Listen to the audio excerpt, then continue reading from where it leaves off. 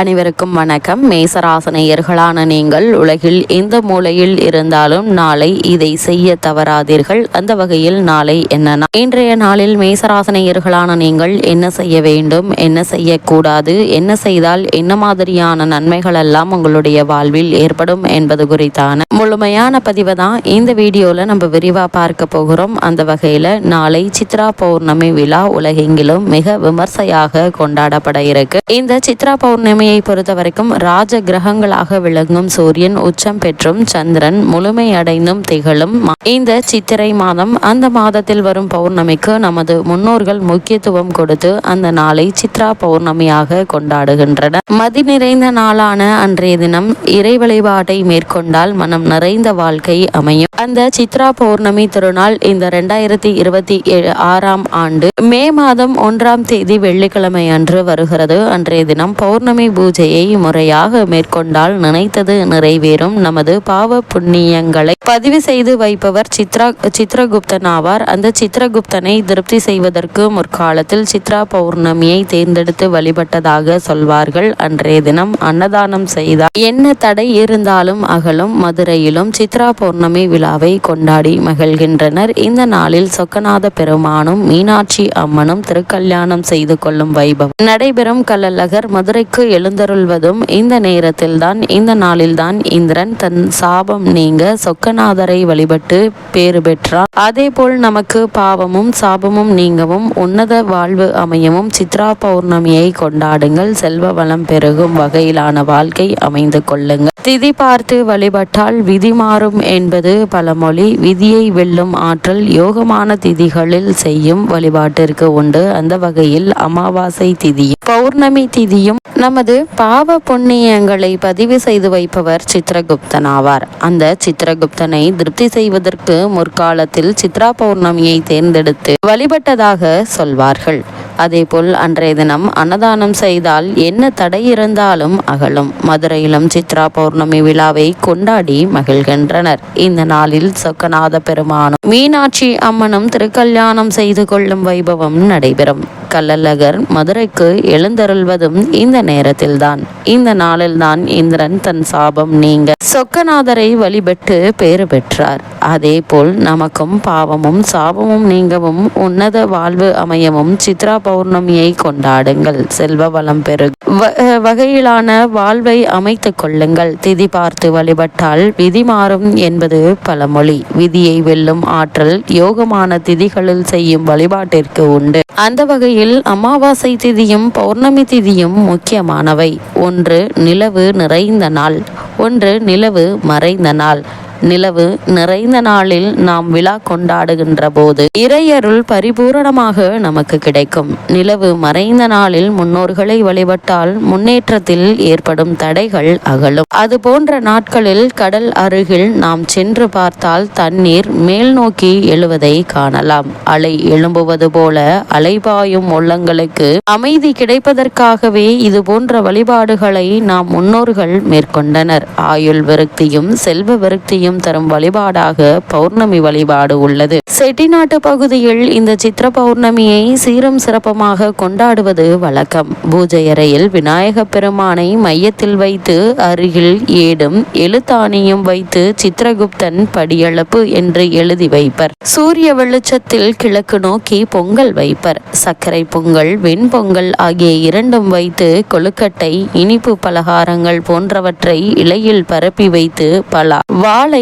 மாம்பழம் முழு நொங்கு இளநீர் போன்றவற்றையும் சித்ரகுப்தனுக்கு படைக்க வேண்டும். வெண்கல சட்டியில் மண்ணுடன் தண்ணீர் வைத்து அதன் மேல் ஒரு செம்பும் வைத்து அதில் 3/4 அளவிற்கு தண்ணீர் நிரப்பி மாங்குழலை தேங்காய் வைத்து வழிபட வேண்டும். கோலமிட்டு குத்துவிளக்கு ஏற்றி கரகமாக வைத்து வழிபடும் போது நான் மழையளவு செய்த பாவத்தை கடுகளவாக குறைத்து எழுது என்று, கடுகளவு செய்த புண்ணியத்தை மலையளவாக உயர்த்தி எழுது என்றும் சொல்லி கும்பிட வேண்டும்.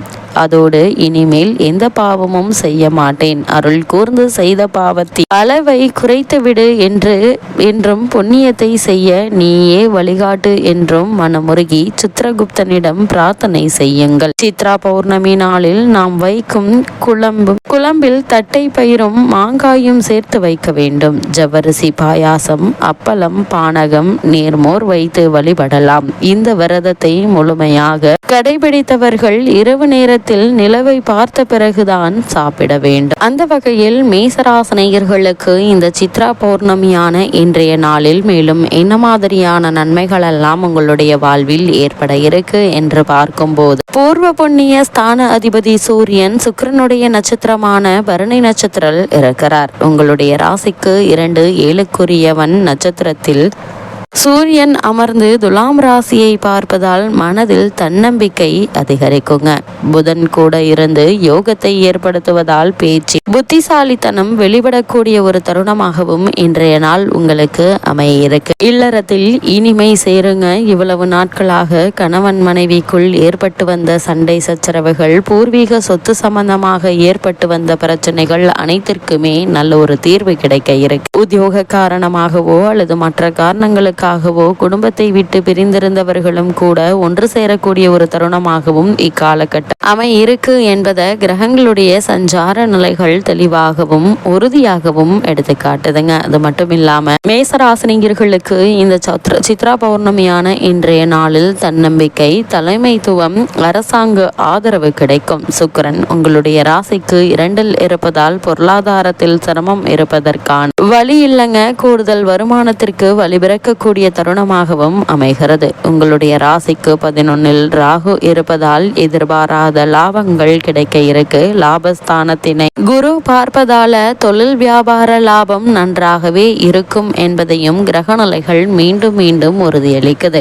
இக்காலகட்டத்தை பொறுத்த வரைக்கும் உங்களுக்கு காரணமே இல்லாமல் மறுக்கப்பட்டு வந்த பதவி உயர்வு, ஊதிய உயர்வு, உத்தியோகத்தில் கிடைக்க வேண்டிய சலுகைகள் ஆகியவற்றை தற்போது நீங்கள் தாராளமாக எதிர்பார்க்கலாம். குறிப்பாக புதிதாக வேலைக்கு முயற்சிக்கும் மேசராசினியர்களுக்கு சிறு முயற்சியிலேயே நல்ல ஒரு நிறுவனத்தில் நல்ல ஒரு ஊதியத்துடன் கூடிய வேலை உங்களுக்கு கிடைக்க இருக்கு என்பதை கிரகங்களுடைய சஞ்சார நிலைகள் மீண்டும் மீண்டும் உங்களுக்கு தெளிவுபடுத்துது. அதே போல தொழில் மற்றும் வியாபாரம் செய்பவர்களுக்கு லாபம் 2 இரட்டிப்பாக கிடைக்க இருக்குதுங்க. இதனால உங்களுடைய தொழிலை விரிவுபடுத்துவதற்கான முயற்சிகளை மேற்கொண்டு அவற்றில் வெற்றி காண இருக்கீங்க. நீங்கள் மேற்கொள்ளக்கூடிய காரியங்கள் அனைத்திலுமே ஒன்றன் பின் ஒன்றாக உங்களுக்கு வெற்றி கிடைக்க இருக்கு என்பதை கிரகங்களுடைய சஞ்சார நிலைகள் மேலும் மேலும் உங்களுக்கு தெளிவுபடுத்துது. அதே போல் மேசராசினியர்களை பொறுத்தவரை இந்த சித்ரா பௌர்ணமியான இன்றைய நாளில் மேலும் என்ன மாதிரியான விஷயங்கள்ல நீங்கள் சற்று கவனமாக இருக்க வேண்டும் என்று பார்க்கும்போது, கோபத்தை கட்டுப்படுத்த வேண்டுங்க. இதிலும் திடீர் முடிவுகளை எடுக்க வேண்டாம். உங்களுடைய ராசிக்கு 12ஆம் பாவத்தில் சனி செவ்வாய் இருப்பது வேண்டாத பிரச்சனைகள் எல்லாம் வீட்டிற்குள் வரவழைக்கும் என்பதை கிரகநிலைகள் மீண்டும் மீண்டும் உறுதியளிக்குது. இத்தருணங்கள்ல மேசராசினியர்களான உங்களுக்கு கிரகநிலைகளின் ரீதியாக கூறப்படும் பரிகாரம் என்ன என்று பார்க்கும்போது, ஞாயிற்றுக்கிழமைகள்ல ஆதித்ய ஹிருதயம் பாராயணம் செய்வது நல்ல ஒரு பலனை உங்களுடைய வாழ்வில் பெற்றுத்தரும் என்பதையும் கிரகநிலைகள் உறுதியளிக்குது.